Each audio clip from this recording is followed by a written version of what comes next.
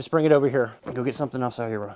Fourth grader Sebastian Milhone is leaving school and his family moving out of state before the end of the school year because of what's happened to him. I made a lot of enemies in school, and I just don't want to see them again. It's all right.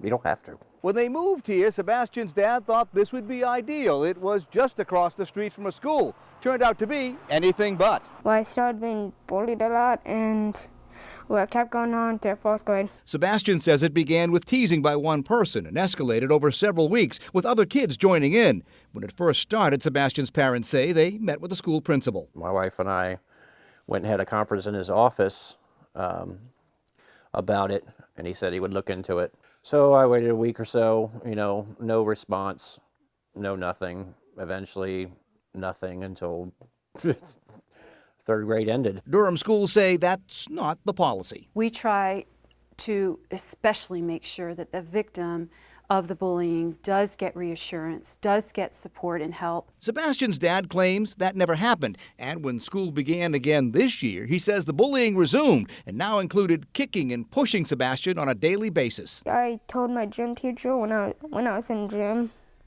but he just ignored me. Now, she was kicking you in gym class, or she was kicking you in another class? Both. Okay, so she was physically hurting you. Yeah. Sebastian's parents pulled him out of school for a week, hoping that things would calm down. When it didn't, they went back to the principal. I said, I want to set up a meeting with you and the school superintendent, and I want that in the next day or so, or I'm going to take him out of school permanently, because this has to stop. You're not doing anything. You told me you would handle this problem. It's been 3 or 4 months now. You've not handled this problem. You need to do something now. We also offer a transfer to a different school, or sometimes principals will change teams or change environments so that there's less opportunity for folks to interact during a school day if necessary. I suggested that he move to another class, and they said, no, we can't do that. Experts say some principals don't want to deal with bullying. They tell me that I'm too busy to deal with bullying and put downs and trash talk.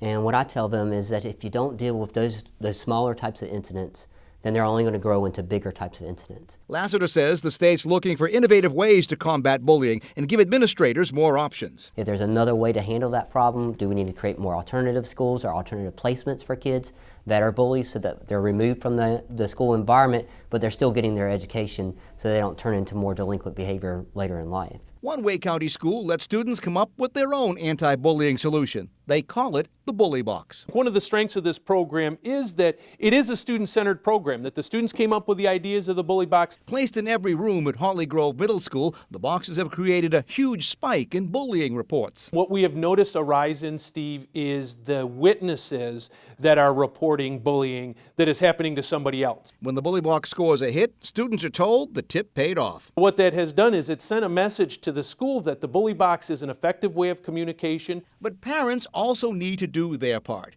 In Ben Gerlach's case, he says he wasn't aggressive enough, and he decided to solve his problem by moving away. I made a huge mistake. I didn't walk through the school like I should have. I blame myself. But it won't happen again.